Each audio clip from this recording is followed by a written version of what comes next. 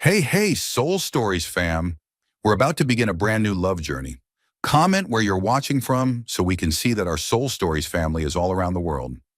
The conference room at Cole Enterprises glowed under bright lights, its polished wooden tables reflecting the light. Every employee sat upright, eyes tense as they followed the figure of the man who had just walked in. Lucas Cole, 35 years old with a youthful, chiseled face and cold gray eyes that burned as if they could pierce through anyone's soul. His dark blue suit fit perfectly over broad shoulders, the tie straightened, and everything about him radiated an aura of arrogance and untouchable authority. He was famous as a tech genius, the man who built a billion-dollar empire in just a decade, but also notorious for being cold, dismissive of love and loyalty. A faint smile hovered on his lips, like someone about to set a clever trap. "You've worked for me a long time," Lucas said, his voice warm but sharp as a blade. "And I want to know, when you have everything in your hands, who will you become?" He held up a sleek black card. The room erupted in murmurs. Everyone recognized it instantly, a limitless credit card, something most of them would never even dream of touching. "This week," Lucas continued, his gaze sweeping over the gaping faces, "each of you will carry one of these cards. Spend it however you wish. No limits, no questions." A brief silence and then whispers broke out everywhere. The longtime butler was already daydreaming about the new Rolex release. The chef tapped the table, calculating the cost of razor-sharp Japanese knives. The driver took a deep breath, picturing a holiday in Monaco with wine and women in bikinis. No one asked why Lucas was doing this. No one thought about the hidden trap. All they saw was a luxury dream falling into their hands. But in the corner of the room, a small figure frowned. Ella. She wore a simple maid's uniform, her blonde hair tied hastily at the back of her neck, a few messy strands falling around her fair face. She still held a bottle of glass cleaner in her hand, as if she had just rushed in from the hallway without fully understanding what was happening. Lucas noticed her hesitant gaze, those crystal-clear blue eyes like a summer lake. Unlike the eagerness of the others, Ella looked at the card as if it were a joke gone too far. "And you?" Lucas suddenly asked, his eyes locking onto Ella. Everyone turned to look. Ella blinked, flustered. I'm better at scrubbing floors than spending money, sir. If you want, I could use the card to buy more window cleaner." Laughter burst across the room. A few people clicked their tongues mockingly. Lucas, however, froze for a moment. No one had ever dared to answer him with such humor. Yet Ella had said it with honesty, without a trace of fear. A spark of amusement flickered in his eyes. "Then try it," Lucas said calmly, placing the card on the table right in front of Ella. "In your hands, you now hold the same power as anyone else here. The question is, what will you do with it?" Ella looked at the card. The overhead lights reflected in shimmering flashes across the smooth black surface. For a fleeting moment, she imagined the unpaid rent, the costly prescriptions for her mother, and her younger brother's worn-down shoes at school. Her chest tightened. But then, Ella gave a soft laugh and shook her head. "This card works better as a mirror than it does for me, Mr. Cole. Look." She lifted the card, angling it so the light reflected her face on its shiny surface, making the entire room burst into laughter again. Lucas didn't laugh, but the corner of his lips twitched, as if fighting off an unfamiliar feeling. For the first time in years, he didn't see greed in someone's eyes when holding the card. He saw innocent irony, a distance Ella deliberately built to hide her own fragility. And that intrigued him more than anything else. The chatter and laughter about luxury purchases filled the air throughout the morning. In the grand dining hall of the Cole estate, the atmosphere buzzed like an underground market of extravagant daydreamers. Butler Bennett, his mustache always groomed to a glossy shine, boasted to anyone who would listen. "The new limited edition Rolex just came out. Platinum case, meteorite dial. Wear that, and everyone will know I'm the one Mr. Cole favors." Head chef Marcus rested his chin on his hand, eyes glowing. "As for me, I'd order a set of Japanese knives. Forged steel, 10 years to perfect. Sliced salmon so thin it melts like paper. Even Mr. Cole himself would have to compliment it." Driver David laughed boisterously, waving his hand. "You're thinking too small." I'll book a first-class ticket to Monaco and rent a private yacht. Beautiful women, Mediterranean sun. Oh, just imagining it makes it worth it. The group burst into laughter, giddy as if the luxuries were already in their grasp. Amid the noise, Ella quietly bent down to scrub the hallway floor beside the dining hall. She still wore her plain pale blue uniform, blonde hair tied back loosely, a few stray strands brushing her cheeks, swaying with each motion of her hand. On her lips, she hummed a tune she had twisted from a detergent commercial. Money, money, what's it for? Buy more fabric softener, so life smells sweeter, longer. Her singing voice wasn't particularly good, but it carried a playful humor that made her chuckle to herself. Bennett glanced her way, chuckling derisively. She'll probably use that black card to buy a shipping container of dish soap. The others roared with laughter. Marcus pretended to keep a straight face. Yeah, and she'll probably ask for a free set of rags as a bonus, too. Their laughter rang through the opulent room.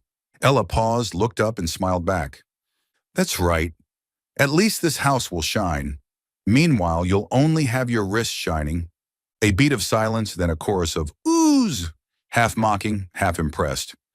Ella returned to her scrubbing, but raised her voice with a grin, as if poking fun at herself. Honestly, if I ever used that card to buy a wedding dress, the groom would probably run for his life. Imagine marrying someone who spends like that. You'd go bankrupt in 3 months. This time the laughter spread wider. Even some of the staff who usually looked down on her couldn't help but chuckle. From the far end of the table, Lucas lifted his eyes from his tablet screen. He had only meant to listen in on his employees' chatter, studying their reactions. But Ella's voice, her humor, her playful self-mockery drew his attention. There she stood, alone among people giddy with dreams of excess. And instead of shrinking back or sulking, Ella had turned herself into the source of amusement, flipping their mockery into her own joke, making the entire room laugh along with her. Lucas felt something unfamiliar. How long had it been since he truly laughed? Since building Cole Enterprises, every laugh around him had been polite, calculated, tinged with flattery. But the way Ella tossed out her words so casually, her bright blue eyes shining as she poked fun at herself, it was so genuine. It cracked the thick ice inside him. The corner of Lucas's lips tugged upward, just slightly. But for the first time in years, he smiled not at someone else's foolishness, but at something warm. He realized he had been watching Ella longer than he should have. That maid was unlike anyone else in this house. The next morning, the Cole estate buzzed like a beehive. In the staff group chat, messages overflowed with pictures. Bennett snapped a picture of himself sporting the platinum case meteorite dial Rolex, captioned, "A new direction in time." Marcus proudly shared an unboxing video of gleaming Japanese knives. David posted a picture of a first-class ticket to Monaco, punctuated with 3 sunglasses emojis. Ella quietly cleared her notifications and tucked her phone into the pocket of her uniform dress. She requested a half-day off, signed the shift board in her neat, round handwriting, as if she were simply going out to buy more floor cleaner. No one noticed her slip out the side gate, cross the cobblestone street, and board bus 14 heading toward Riverside, the poor district rarely mentioned at glittering dinner parties. The morning breeze cooled her cheeks, carrying the scent of waffles from a corner cart. Ella stood on the bus, clutching her worn canvas bag. Inside lay the heavy black card like a secret. With a single swipe, she could rent, pay her mother's prescriptions, and cover her brother's school fees. All could vanish like magic. She pressed her lips together. Not with his money, not like this. First stop, Willow and Ink used books. The wind chimes jingled as she pushed open the door. The smell of yellowed pages and old ink drifted out, soothing like a memory. The shelves were low and crooked, sunlight cut through, scattering dust specks. The owner, a thin man with round glasses, looked up. "Looking for something, miss?" "Children's books, easy readers, basic math, picture books. Oh, and fun science books for kids who like taking things apart." Ella smiled, squinting playfully. "The kind who fall in love with screws and bolts." The owner chuckled. "You've come to the right shelf." Ella picked books like others picked candy, Charlie and the Chocolate Factory, The Paper Bag Princess, leveled readers, and a few kitchen science experiments with flour and baking soda. On each, she stuck a note. For you, if you don't understand this part, ask Miss Ella at Bright Hope Center. At the counter, she pulled the black card from her bag. The neon light gleamed on its polished surface. The shop owner blinked, glancing from the card to her maid's uniform, then back to the card. Are you sure? I know it looks a little out of season, Ella shrugged, but books are warmth year-round. The card reader beeped. Receipt, $611.40. The shop owner hugged the stack of slips, voice thick with emotion. So many children will be happy. Ella carried the box of books outside, tiptoeing around an oil-stained puddle. The sun rose higher, and the streets grew louder. Second stop, Starlight Pharmacy, at the end of a row of worn brick houses. Its glass door was smudged with fingerprints, price board chalked in white. An old man with silver hair peered over thick glasses behind the counter. What do you need, young lady? I need a few things. Ella handed him a handwritten list. Baby diapers, vitamin C, acetaminophen, sterile gauze, thermometers, a few inhalers for asthma patients, if available. Then she lowered her voice. And do you have any prescriptions on hold because people couldn't pay? The man froze. Of course. Always. I'd like to clear those. Prioritize families with kids and the elderly. His glasses slid half an inch down his nose. Are you with some charity? No, I just like lungs that can breathe properly, Ella grinned. She pulled out the black card. He eyed her maid's uniform, noticing the buttons were slightly off, the hem frayed, and then the card. His face shifted like someone had just told him she'd pay with stolen cash. Do you have ID? He reached toward the desk phone. I'm not saying you're a thief, but this card is for your clothes. Ella quickly raised both hands, laughing. Please don't call the cops. I have my employee ID. I work at the coal estate. Just run $1 first. If it doesn't work, call in a SWAT team. The man hesitated, hands trembling as he slid the card. Beep. Approved. $1. He gaped. She winked. See? Not a bank heist. 10 minutes later, he stacked a pile of pending receipts thick as an epic novel. Shaky names on the slips. May, 72 heart medications. Thomas, antibiotics for his son. Single mom Janelle, inhalers for little Lily. Total, $3,247.63. This time, run it all, Ella said. And if anyone asks, just say a kind neighbor stepped in.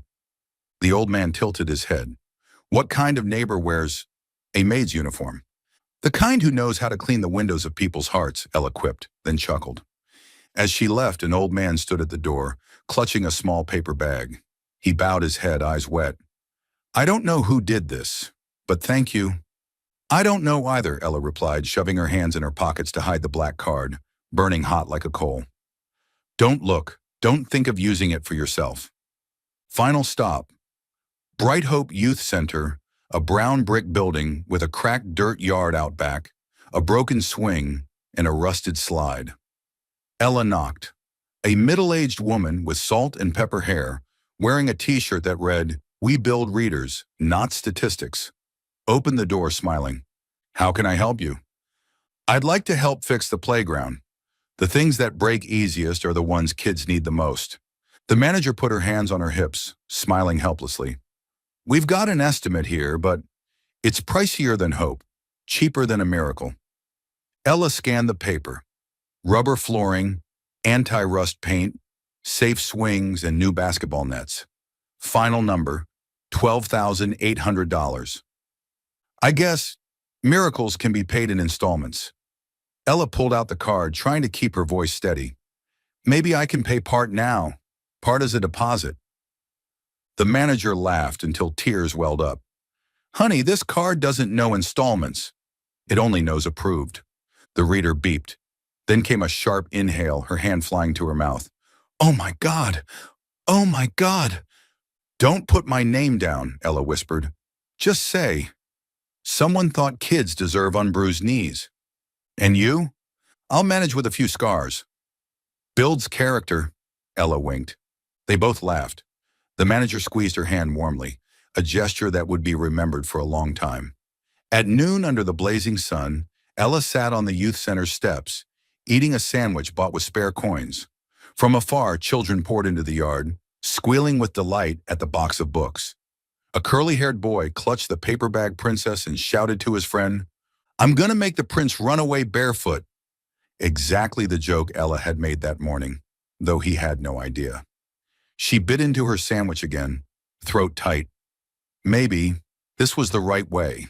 The black card in her pocket still weighed heavily on her, but her chest felt lighter. In his corner office at Cole Enterprises, Lucas leaned back in his chair, eyes fixed on the payment dashboard on his iPad. Instead of jewelers, Monaco, luxury goods like the other cards, the one linked to Ella May showed entirely different entries. Willow and Ink used books, $611.40. Starlight Pharmacy, $3,247.63. Bright Hope Youth Center, $12,800.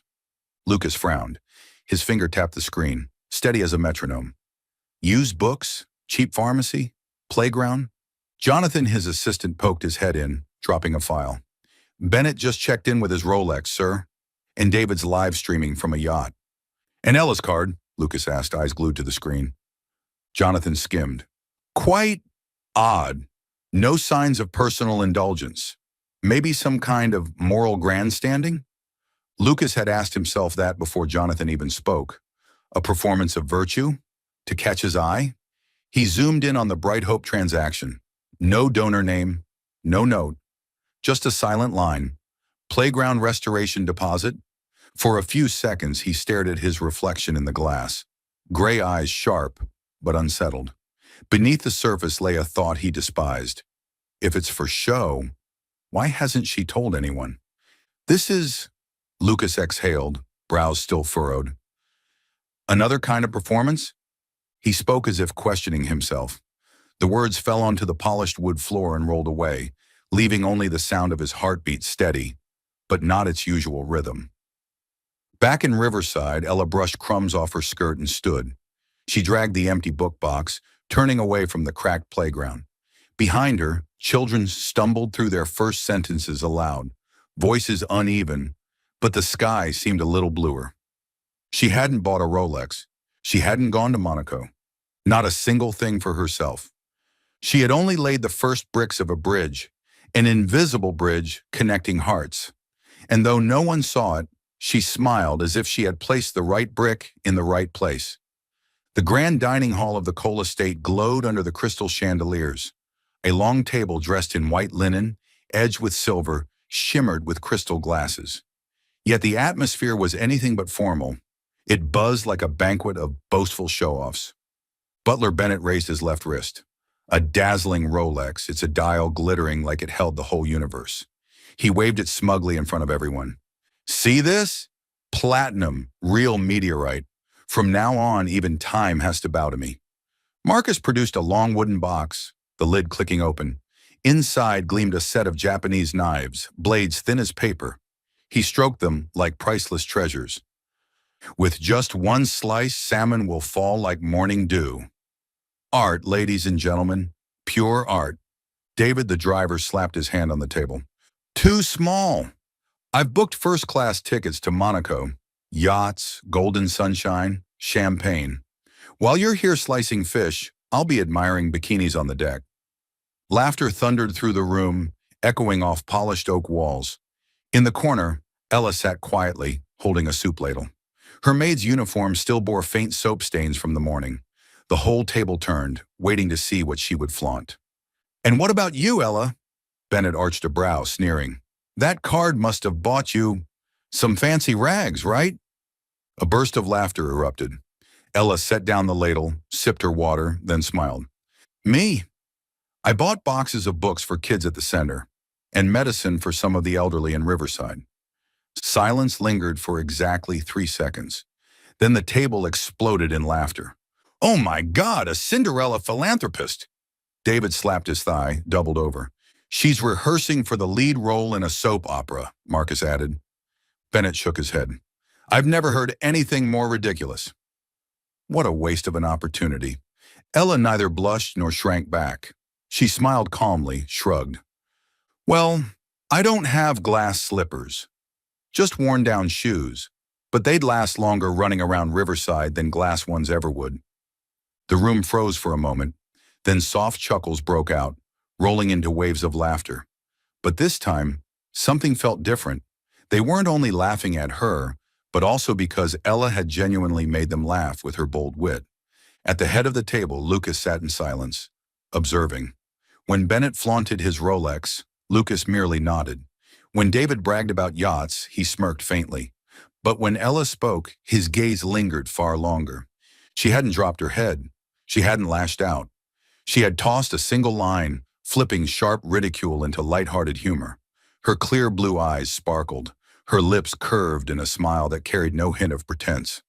Lucas leaned back slowly, the wine in his glass swirling. A rare smile tugged at his lips, something his staff almost never saw. Is she pretending to be naive to score points? Or is she truly different from everyone else? He couldn't find the answer. But he knew one thing for certain. In a room filled with hollow laughter, Ella was the only voice he wanted to hear again. Night fell over the Cole estate, wrapped in a mist soft as silk. From the upper floors, only one window glowed in the office, the single eye of the house still awake. In its glass reflection, Lucas saw himself, shirt unbuttoned at the collar, tie loosened, half a glass of whiskey, and the payment dashboard still open on his iPad. 3 stubborn lines remained there, replaying like notes of an odd melody. Willow and Ink used books, Starlight Pharmacy, Bright Hope Youth Center, not jewelry, not resort, not Monaco.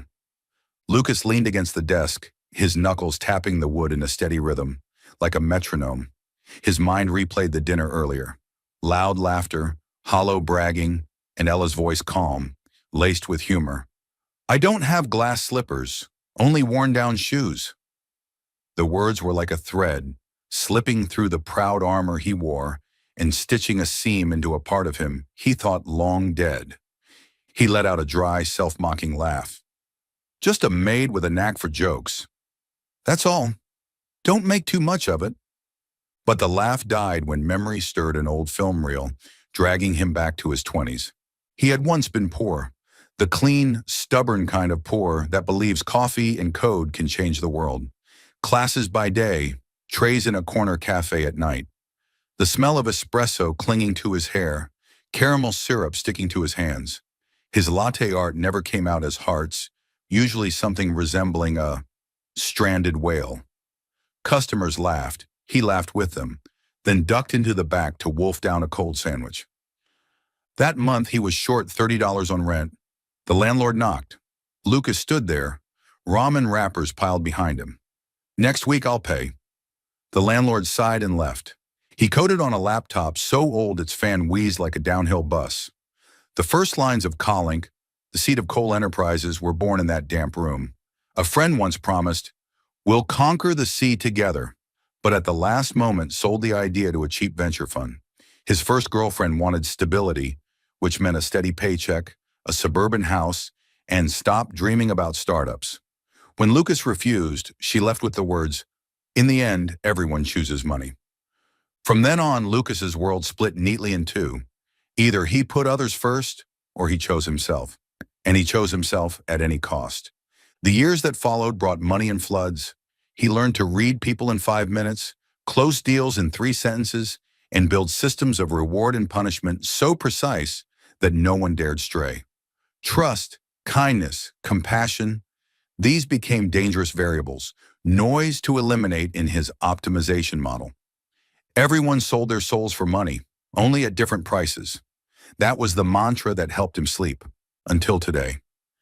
Ella's existence made Lucas uneasy. Not the kind of unease that came from challenge, but the kind that came from spotting a hairline crack in what he believed was bulletproof glass.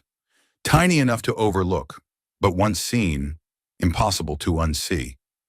Light no longer passed through smoothly. It fractured into shards he couldn't name. She spent money as if the black card were an oxygen tank for others. Books for children, medicine for the elderly, a playground. Was she foolish? Or was it some calculated game, Performative virtue to win his favor? Lucas hated not knowing. He needed data. He needed a spreadsheet of logic. Jonathan! He pressed the intercom. The assistant appeared almost instantly, as if waiting outside the door. Yes, sir? I need a report on Ella May, personnel file, work schedule, anything public, family status, address, rental history, proof of any transfers in the last 3 months. Keep it legal, nothing invasive. Understood? Jonathan nodded, unbothered. He was used to this kind of due diligence. Tonight, yes, sir. The door shut. Lucas listened to footsteps fading down the corridor. The office returned to silence, the steady hum of the AC, and his heart beat off rhythm for reasons he refused to name. He zoomed in on Bright Hope Youth Center. No notes, no donor name. If it were a show, why leave no trace? If it was an act, why did no one know? He remembered Ella's eyes when she joked, clear, free of edges. People could lie with words, but eyes were harder to fake. His phone buzzed. Jonathan's file. Lucas opened it, flipping through pages like x-rays of someone's soul. Mother, chronic illness, expensive prescriptions, recently switched treatment plan, costs increasing. Younger brother, final year at community college, 2 semesters unpaid. Works nights at the bus station, sometimes falls asleep in class.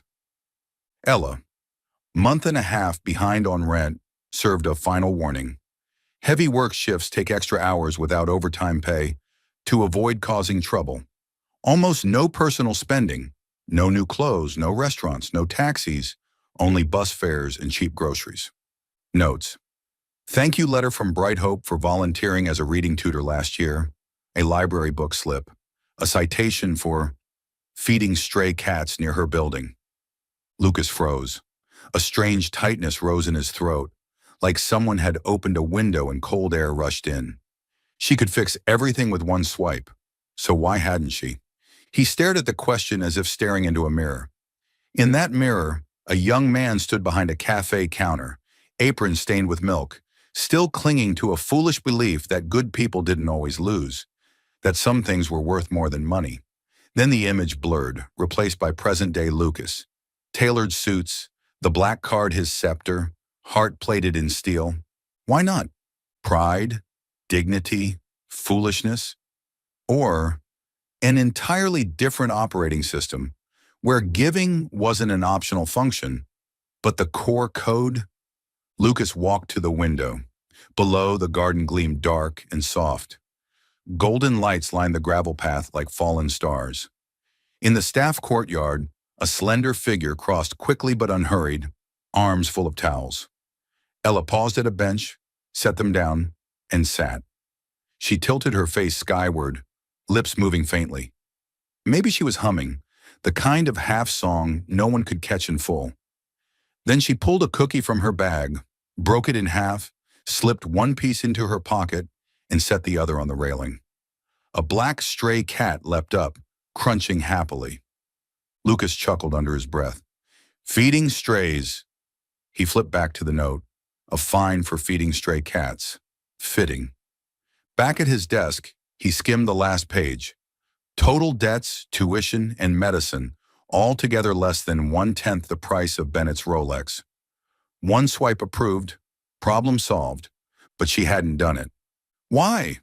His voice slipped out, low, as if speaking to himself. The sound rolled across the floor, slid under the desk, and vanished. Lucas loathed open questions. He liked single right answers. He liked predictable systems. Ella was a runtime error showing up in what he thought was perfect code. He grabbed a pen, opened a notebook, a habit from long ago, rarely used now. He wrote one short line, boxed it in heavy ink. Why not? Below it, he listed 3 possibilities. 1. Virtue signaling. 2. Excessive pride. 3rd, different value system. He circled number 3, crossed it out, circled it again, crossed it again, like a boy arguing with himself. His phone lit up. A message from Bennett in the staff chat. Mr. Cole, what whiskey pairs best with a Rolex tonight? Followed by laughing emojis. The chat buzzed with replies. Lucas locked the screen and sighed. Suddenly, he felt tired of the hollow glitter he himself had fostered. A soft knock. Jonathan poked his head in. Do you need anything else, sir? Lucas looked at him, silent for a moment. An answer. About Ella. About me, Lucas said, then waved him off. That's all. Thank you. The door closed. The office sank into velvet quiet, broken only by the ticking of the wall clock, the one thing in the house not a luxury item, but a cheap wooden clock from his boarding days. He'd never replaced it, maybe because it reminded him that time bowed to no one. Despite Bennett's boasting, time only marched forward, cold and fair. Lucas stared again at the words in his notebook. Why not? He imagined handing Ella an envelope of cash. What would she do? Accept it, thank him, pay her debts, and walk away? Or leave it on his desk with a scrawled note, Can this money smell like soap? He laughed. Oddly, he wanted to ask her, not with another experiment, but with a real conversation, the kind he hadn't had in years. Outside, the wind rustled the trees, leaves whispering secrets. Down in the courtyard, Ella's figure was gone, leaving only half a cookie on the railing and a black cat licking its lips in satisfaction. Lucas set his pen down and closed the notebook. The question had no answer, but for the first time in years, he didn't mind. Some equations, he thought, can't be solved with formulas. You live with them for a night, 2 nights, until you learn the rhythm of the unknown. He switched off the office light. Darkness poured in like water, cool and strange. At the end of the hallway, the elevator doors closed quietly, reflecting a face less cold than usual. The Cole Estates library sat in the east wing, a room almost no one ever visited. Once grand, now it was simply a space lined with aging wooden shelves and a few armchairs with worn-out arms. Lucas usually ignored the books. In his mind, they didn't yield profits the way contracts or spreadsheets did. But that evening, as he passed down the hall, a familiar voice drifted out. Warm, patient, laced with quiet joy. Lucy, try one more time. 3/4 plus 1/4 equals what? A small, hesitant voice answered. 5/4? Ella's laugh rang out, bright and silvery like a bell. No, sweetheart, 4/4 makes one whole cake. Picture this. I've got a pizza, I eat 3 slices, and you eat the last one. That means we've finished the whole pizza, not 1.5, my dear Lucy. Oh! Lucy's eyes widened, then she burst into giggles at the thought of them fighting over pizza. Lucas stopped, leaning against the doorway, silently watching. At the table, Ella sat beside the little girl, her blonde hair tied hastily back, a few loose strands brushing her cheeks. Before them lay not rare volumes, but a 3rd-grade math book and stubby pencils. The desk lamp cast a golden glow that seemed to frame Ella's smile like the border of a painting. Mr. Cole? Lucy gasped when she saw him. Lucas raised a brow. Am I interrupting? Not at all, sir. Ella looked a little flustered, but quickly smiled. We were just rescuing an imaginary pizza. For the first time that day, Lucas laughed. Sounds like a serious mission. Lucy hurried to pack her books, whispered a shy goodbye, and ran off, leaving a hush in the room. Ella straightened the stack of papers, her voice easy, almost teasing. You came at the right moment. We just proved that kindness is like pizza. The more you share, the more fun it gets. Lucas rested his hand on the back of the chair opposite, eyes narrowing in amusement. Philosophy of pizza? That's a first. Well, Ella tilted her head, thinking, then grinned. Maybe kindness is more like free Wi-Fi. Everyone should share it, not keep it to themselves. And if only one person has it, that's a bit boring, isn't it? He laughed out loud, unable to help himself. Free Wi-Fi? You really just compared kindness to a router? Exactly. The beauty is, the more it broadcasts, the weaker it gets. And if someone uses it for the wrong thing, well, there's always a block button. She shrugged, face comically serious. Lucas stared at her. At lavish banquets, so many had tried to impress him with philosophies of business, investment, and power.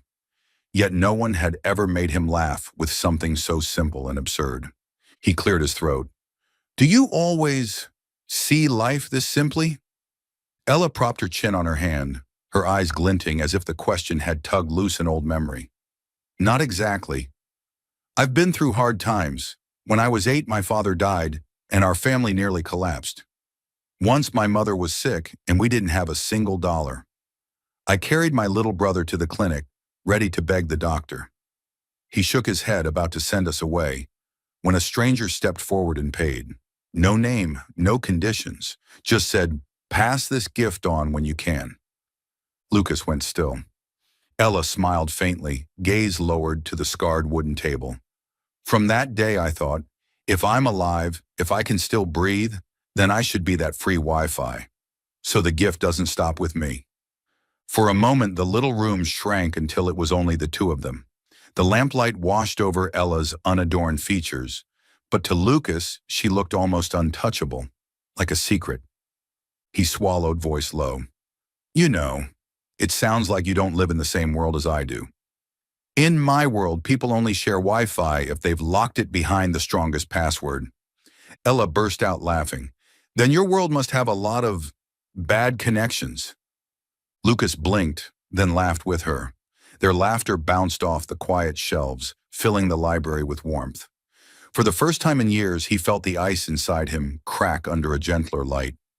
He looked at her, wanting to say something more, but instead only nodded. Thank you for the pizza and Wi-Fi lesson. Maybe I need that reminder more than I thought. Ella shrugged. No problem. My fee is just a smile, and yours isn't too bad, actually. He froze for half a beat, then laughed again. This peculiar maid, with her wit and foolish faith in kindness, had made Lucas Cole, the cold billionaire, laugh more than he had in the past year combined. The next morning, the north wing hallway of the Cole estate buzzed like a nest of young birds learning to chirp. Whispers bounced off oak-paneled walls and came back in fragments. Pretending, sucking up, innocent. Yeah, right. The source of this poison was no mystery. Bennett. The longtime butler adjusted his striped tie and polished mustache, leaving behind a trail of cologne and a remark softer than a needle drop wherever he walked. She used the black card to buy old books, he sneered to Marcus in the kitchen, loud enough for 3 others to hear. If that's not an act, then what is? I won't say who she's performing for. Marcus lowered his voice, though his eyes gleamed. You mean, for him? Bennett shrugged. Didn't say a word. Some people choose Rolex, while others choose children's books. From where I stand, both are bribes, just in different envelopes. The whispers spread further down the hall. In the laundry room, 2 maids conspired. Ella's sweet, but strange. Who ignores overdue rent just to fix a playground? Maybe it's a strategy to build a saintly image. Could get her promoted fast. In the staff dining room, David laughed loudest. Last night I dreamed Ella swiped the black card to buy crates of dish soap. Talk about pure lover material. The table erupted. Some laughed along, others stayed silent, turning away. Ella heard it all. People at the bottom of the house hierarchy had a 6th sense, when to speak and when to stay silent. She kept smiling, greeting everyone as usual, changing flowers in vases, swapping tablecloths, replacing pillowcases. Only one thing was different. Sometimes her hands paused mid-motion, as if she forgot she was holding a hydrangea stem. In the bathroom mirror, she teased herself. So even free Wi-Fi gets interference now? Then she laughed, a laugh for one pair of ears only. Lucas learned of the rumors within half a day. They flowed through Jonathan's ears and landed on his desk as a brief note. Bennett says Ella's acting. Some staff are joining in. Atmosphere tense. Lucas leaned back in his chair. Those 2 words, atmosphere tense, were like a thin blade pressed against his throat. He thought back to the black card meeting, to the smirk on his own lips when he had said, "Spend as you wish. No questions asked." He had flipped the switch on a game with no winners, a social experiment that turned people into graphs, trust into numbers. He had started this toxic game. The thought tightened his chest. He stood abruptly, buttoned his shirt, and decided to walk through the staff wing, a rare act, usually reserved for inspections. The north wing stretched straight as an arrow. At the corner, a sharp clang. rang out, followed by an instinctive, "Ah!" He saw the spill first, a streak of cleaner foaming on the tiles like spilled milk. Then Ella, arms full of white towels, stepping into the slick spot, sliding as if onto an ice rink. The cleaning cart had already been pushed into the shadows, a bottle of detergent deliberately left uncapped. Lucas's eyes captured it all, cold as a camera. "Careful!" he barked, lunging forward. His intent was to catch her before she fell. The result, both of them skidded, landing gracelessly on the wet floor. Thud. Whoomp. Soap foam splattered everywhere, crowning Lucas's head with a ridiculous halo of bubbles. Ella lay on her side, eyes wide, a blob of suds stuck to her nose like a cat's whisker. For 1 second, the hallway went still. Then Ella burst out laughing. Her laughter bounced off the walls, popping like bubbles themselves. Lucas laughed too, half because it was genuinely funny, half because the alternative was swearing. "Sorry," Ella said, pushing herself up, blonde hair plastered wet against her cheeks, looking like she'd just tumbled out of a washing machine. "I didn't realize the floor was so desperate to hug me." Lucas snorted. "Turns out even my floors have taste." They looked at each other and laughed again, so loudly that a few staff members peeked out, ready with barbed comments, but swallowed them at the sight. Lucas leaned forward, offering a hand. "Here." Ella hesitated a beat, then placed her small, warm, trembling hand in his. He pulled her up. In that moment, he caught a shimmer in her eyes. Maybe just soap, maybe something sharper, a wound from words she pretended not to hear. "Are you hurt?" His voice dropped. "Only my pride," she wrinkled her nose. "Luckily, it's cheaper than a Rolex." A chuckle slipped out of him. His gaze flicked to the uncapped bottle. "Who left this?" Ella followed his eyes, smirking faintly. "Maybe the floor opened it itself, out of loneliness." Lucas nodded.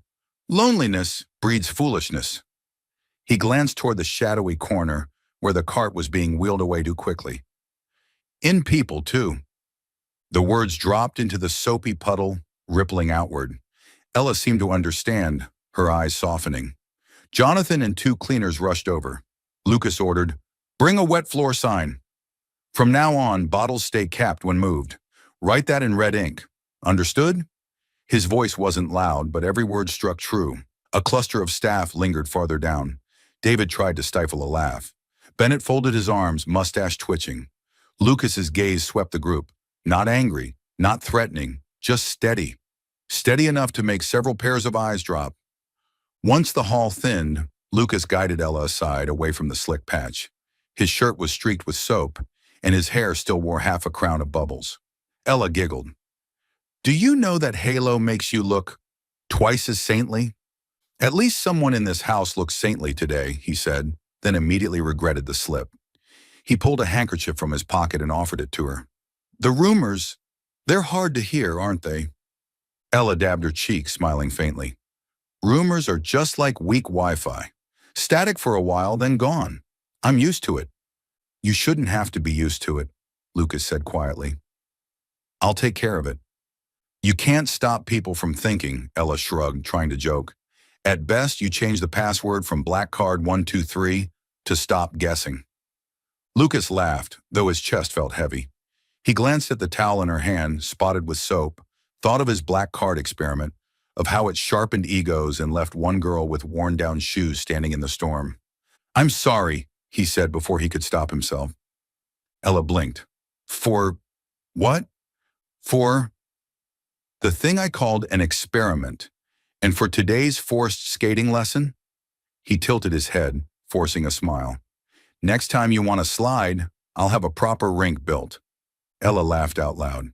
"Just don't forget the helmets." Warm silence settled between them, the kind born of shared awkwardness and honesty. From the corner, Lucy peeked in, saw them laughing, and giggled too before darting off like a little rabbit.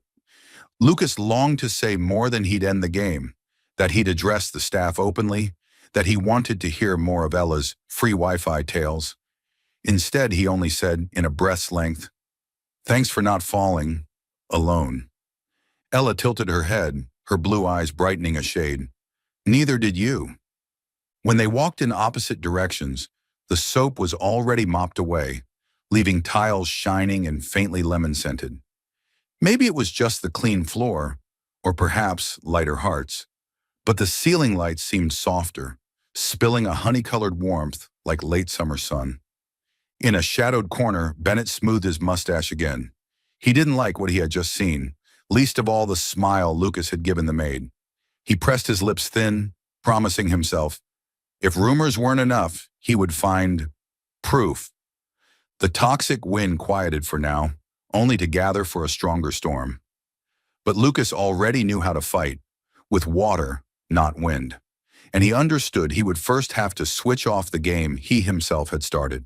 Soul Stories fam, if you're watching on another channel, come home to us at Soul Stories, where tens of thousands of listeners and sharers come together. By noon, drizzle fell over the estate. The hallways glowed with the silver light of a gloomy day, thin and sharp as a blade. Since early morning, Bennett had been striding around as though with a nail stuck in his shoe. He disappeared for a long while in the staff quarters, then reappeared carrying a thick black folder stuffed with papers. Poking out from the edges were overdue rent notices, medical bills, and final warnings stamped in red, blurred by rain. Urgent, Bennett said, barging into Lucas's office without waiting for permission. Jonathan frowned, but Lucas only looked up calmly. What is it? It's about that girl. Bennett's mustache quivered with excitement. I fear you're being deceived. She's dirt poor, with rent debt, medical bills, and her brother's tuition, but she pretends to be saintly, buying books and fixing playgrounds. Clearly she's acting to squeeze money from you, Mr. Cole. He snapped the folder open like a magician, revealing his deck, pulling out the stack of papers and dropping them onto the desk with a thud. Here is proof.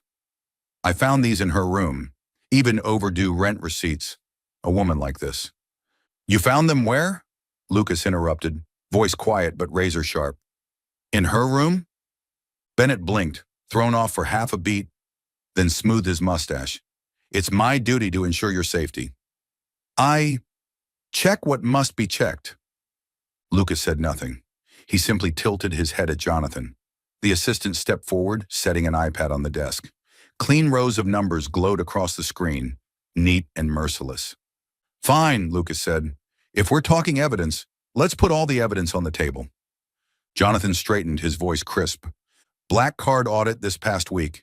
Card code name EM, used only for secondhand books, a pharmacy, and a youth center. No spending on herself or relatives. Card code name BN Bennett placed an order for a limited edition Rolex from Alpine Timepieces, valued at $42,000. The order was canceled within 24 hours, and the refund was routed to an intermediary account named Benlux Holdings LLC. That same day, $9,800 was transferred from that account to an offshore bank. Bennett's face blanched. That was just the store's process. They often refund through intermediaries. Next, Lucas signaled.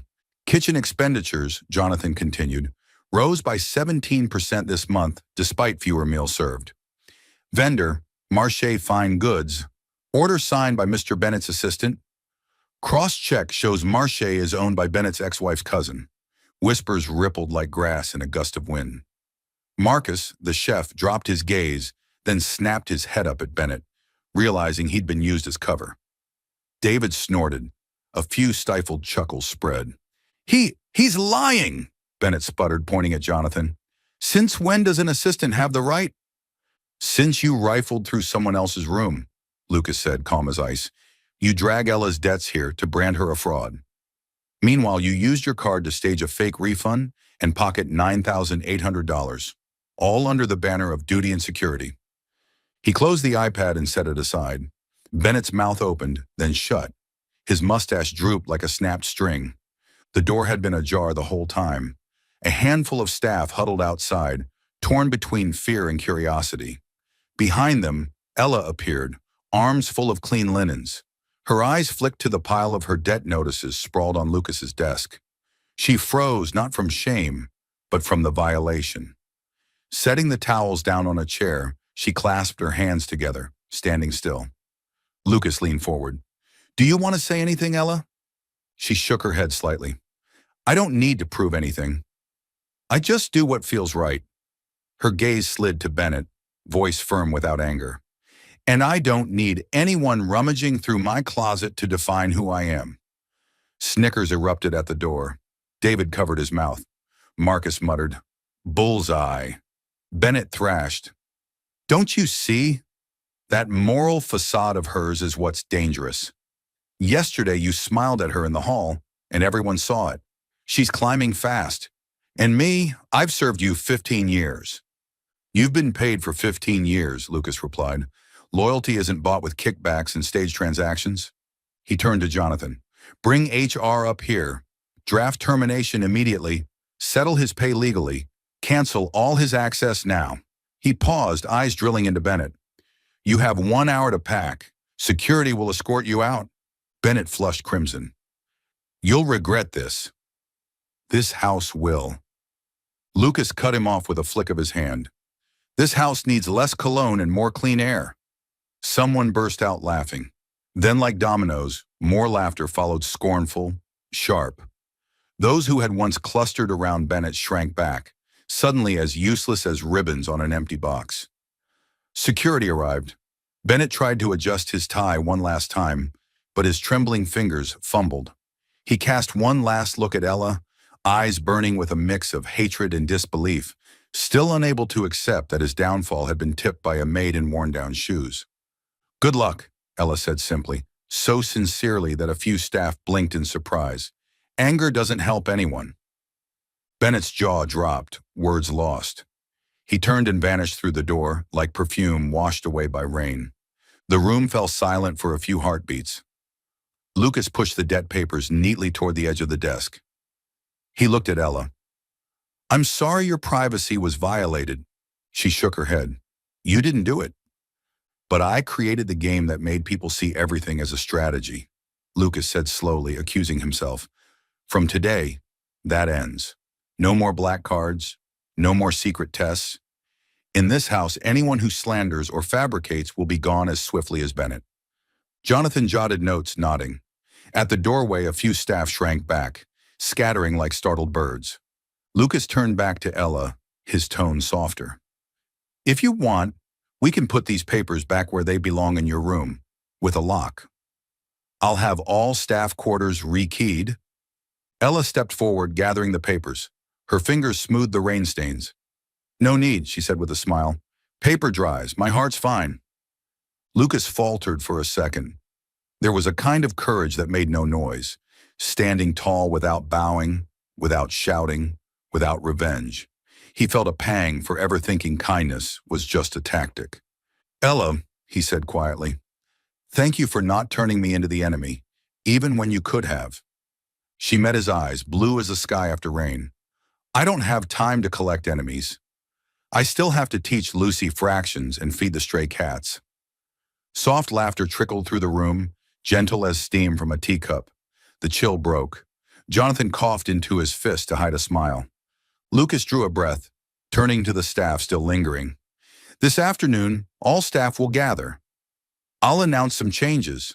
For now, back to your duties. Our work isn't to weave stories. The crowd dispersed. The hum of shoes, spoons, and kitchen vents resumed like blood flowing back into a body after a seizure. Only Lucas and Ella remained. The rain outside thickened, drumming a steady rhythm on the window ledges. Lucas picked up a fresh towel from the chair, the very one Ella had carried in, and handed it to her. In case the hallways get lonely and open caps again, he said, a rare glint of humor in his eyes. Ella accepted it, smiling. Then I'll just label it, Wi-Fi connected. They both laughed, warmth spreading just enough to shrink the room and soften the rain's chill. Somewhere, a clock chimed the hour. Not a Rolex, just the plain wooden clock on the wall. But to Lucas, in that moment, it was the perfect sound for a kinder beginning. Saturday afternoon, Cole Enterprises' offices were quieter than usual. But Lucas wasn't there. Instead, he stood on the edge of a suburban street outside a modest red-tiled house, hands shoved into his pockets, chest tight like a college kid about to interview for his first job. The door opened. Clara, his sister, appeared, the same gray eyes as his, but softer, kinder. Since their parents' death, she had been the one reminding him, Don't let money swallow your heart. But Lucas had let it, and Clara, exhausted, had cut him off. Today, if not for Ella and the way she made him think about free Wi-Fi, he probably would have kept hiding. Clara, Lucas cleared his throat. It's me. Clara narrowed her eyes, momentarily surprised, then folded her arms. You actually know how to knock? Miracles do happen. But the corner of her mouth curved into her rare signal of softening. The kitchen smelled of basil, tomatoes, and fresh bread. Lucas, still in his work shirt, fumbled at the sink with a pile of dishes. The sponge slipped, water splashed everywhere, and a plate nearly clattered to the floor. Clara leaned against the doorframe, arms crossed, watching him with amused eyes. The billionaire tycoon washes dishes worse than my husband. At least he doesn't turn the sink into Niagara Falls. Lucas shot her a sideways glance, lips twitching. If I'd invested in dishwashing tech, the market would look very different now. Sure, the market would be different, but you'd still have no idea how to use a towel. Clara tossed him one. The kitchen filled with scattered laughter.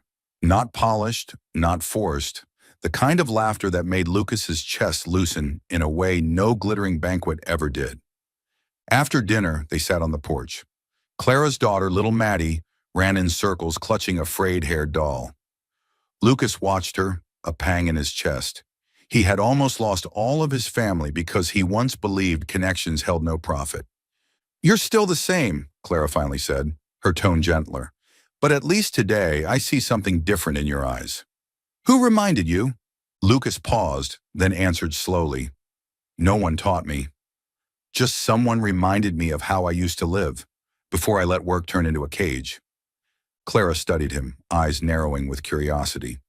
That's someone the maid the staff reports keep gossiping about? Lucas smiled, unexpectedly candid. Maybe.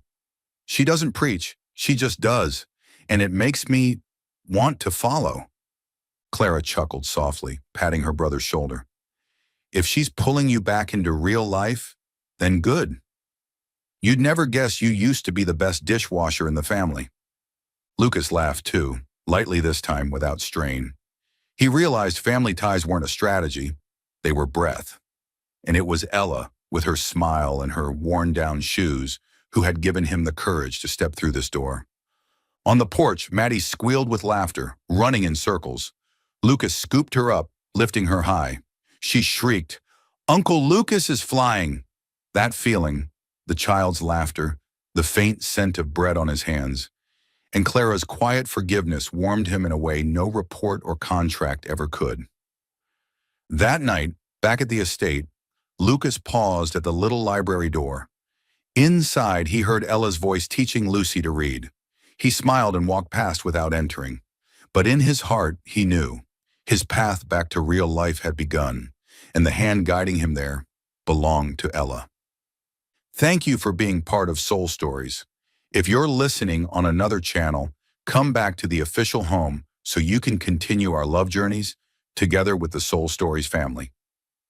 That morning, the grand conference hall of Cole Enterprises was packed. Every employee from the estate and the heads of office departments had been summoned. The air buzzed with whispers, speculation running wild about the important announcement Mr. Cole was about to make. On stage, the ceiling lights cast a glow over Lucas. Today he wore a black suit without a tie. His face was serious, but his eyes brighter than usual. He swept his gaze across the room, then drew a steady breath. You all know me as a man who trusts numbers, Lucas began, his voice clear and firm. But there are numbers that cannot be measured, like trust, kindness, and the power to bring people together. In the audience, Bennett, the former butler, was no longer seated there, yet suspicion still lingered among some. Marcus leaned toward David and muttered, "Sounds like a product launch speech." Lucas's lips curved faintly. Today I am announcing the creation of the Cole Foundation, a community trust worth $100 million. Its purpose isn't profit, but opportunity.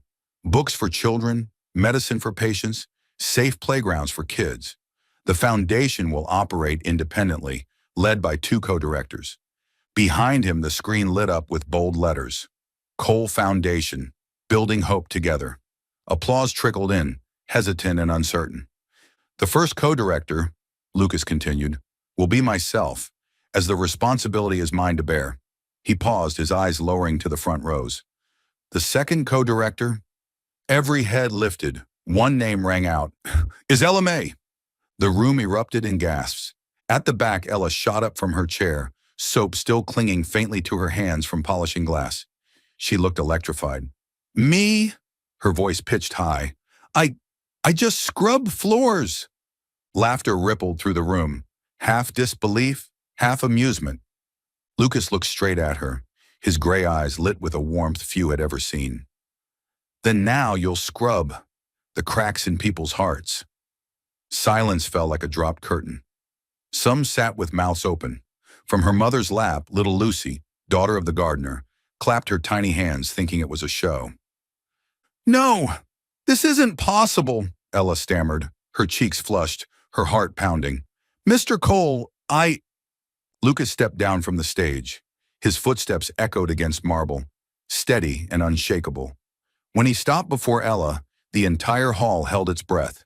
And then the unthinkable. Lucas bent down on one knee. No one deserves it more than you, Ella. His voice rang out, steady, unshaken. You didn't choose a Rolex. You didn't choose a yacht. You chose books for children, medicine for the sick, and a playground rebuilt. You did what I, with all my wealth, never thought to do. And I need you beside me, reminding me every day that the true worth of this foundation isn't in the zeros at the end of a balance sheet, but in smiles. The hall seemed to lose its air. Some lowered their heads, ashamed of their past mockery. Others began to clap slowly at first, then built up until the sound filled the room like a storm of thunder. Ella stood frozen. You're scaring me, Lucas, she swallowed. I'm just a maid. I don't know how to run a foundation. I don't know how to write reports. Lucas looked up, his eyes softened but resolute. I have 100 people to teach you that. What I can't buy, can't learn, is your heart, and this foundation needs it. Ella bit her lip, the floor beneath her feet feeling like cotton. Never in her life had anyone said no one deserves it more to her. She glanced around. Marcus nodded, David looked sheepish, and several maids wiped their eyes. Even Jonathan, the famously stoic aide, tilted his head, his lips pressed as though hiding a smile. Ella drew a shaky breath, then gave a trembling laugh. If I agree, then who's going to mop your floors? Laughter swept the room, easing the tension. Lucas rose to his feet, offering his hand. Then I will. And in return, you'll mop up the cracks in my heart. Ella placed her hand in his. The touch set off another wave of applause, louder, warmer, longer than before. And in that moment, Lucas knew. This wasn't just a public announcement of a foundation.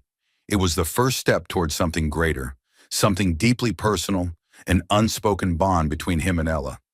Stronger than any contract, truer than any number. 6 months passed as swiftly as a summer rain. The Cole Foundation, once just a headline on the day it was announced, had become a bright flame across news outlets and social media. Yet the most unexpected part wasn't the numbers, but the change in people. The first photos appeared in the papers. An elderly man clutching his prescription, tears welling after his debt was cleared. A group of students beneath a banner reading Cole Foundation Scholarships, proudly holding their college admission letters. In Riverside, the crack lot had been transformed into a vibrant playground, with new swings, freshly painted slides, and benches for parents waiting for their kids. But the symbol wasn't the foundation's logo. The symbol was Ella May. Photographers caught her stacking books in the community library or arriving in her simple uniform to visit hospitals. The press praised her. Children followed her, calling out, "Miss Ella!" Yet in the small staff room, Ella still wore her worn-out shoes, still ate cheap sandwiches during breaks, and still joked while wiping down glass. Anyone need free Wi-Fi? Best signals in the cleaning corner. The staff laughed out loud, and Lucas, the man who had once never set foot in the staff room, now stopped by often just to hear one of her silly lines. Lucas himself had changed so much that many barely recognized him. The man once known for a half smile now laughed loudly, sometimes even clumsily trying to crack jokes. Once in a board meeting, he quipped, "If we cut office supply costs, maybe I can finally afford another pen." The staff sat blinking at him. Lucas turned to Ella. She burst out laughing first, and only then did the rest of the room follow. Sometimes, instead of dining at five-star restaurants, Lucas took Ella to a corner noodle shop. He fumbled with chopsticks, splashing broth across the table, making Ella laugh so hard she cried. "You run $100 million foundation but can't handle a pair of chopsticks?" she teased. Lucas only blushed and muttered, "It's called delegating power to you." In Riverside, the kids had given him a new nickname, Uncle Candy Lucas. It began when Lucas accompanied Ella to the playground. He bought a bag of candy from the corner store, intending to quietly hand it out. But within minutes, children swarmed, crowding and shouting. Lucas scrambled to keep up, pulling fistfuls from the bag until it tore and sweets scattered everywhere. One boy yelled, "Uncle Lucas makes candy rain."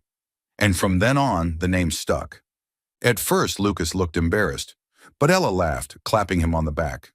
"Call him anything you like as long as the kids smile." So Lucas laughed too. The next time, he brought even more candy, handing it out like Santa Claus in the middle of summer. At night, the little library at the estate still glowed with warm lamplight. Ella read aloud to Lucy while Lucas leaned back in his chair, quietly watching. Lucy dozed off before long. Ella closed the book and turned, catching Lucas still looking at her. "What are you smiling at?" she asked. "I was just thinking." Lucas hesitated, then chuckled softly. "Turns out happiness doesn't come from shareholder meetings or signing ceremonies. It comes from being called Uncle Candy." Ella laughed, sinking into the chair across from him. "Exactly. Candy's sweeter than dividends." They fell silent, save for the steady tick of the wooden clock on the wall. Lucas felt a lightness he hadn't known 6 months ago, and he understood. Without Ella, he'd still be lost in cold, empty numbers. That night, after the Cole Foundation's largest charity event since its founding, the garden behind the estate shimmered under moonlight. Strings of golden lights had just been taken down, and a few scraps of confetti still scattered across the grass. The air still carried the scent of roses and the echoes of laughter from the evening's gala. But now only 2 people remained, Lucas and Ella, sitting side by side on the old wooden bench where Lucy had once learned to read her first pages. Lucas loosened his tie, letting the night breeze brush his collar. Ella wrapped a thin shawl around her shoulders, her blonde hair slightly tousled after a long, busy day. They sat in silence for a while, listening only to the rustle of leaves and the chirp of crickets at their feet. "Tired?" Lucas asked, his voice unusually gentle. Ella smiled faintly, eyes lifted toward the sky. "Tired, yes, but happier. Seeing the kids laugh, it makes it all worth it." Lucas nodded but said nothing more. He looked at Ella, the moonlight spilling across her face, turning her blue eyes impossibly clear.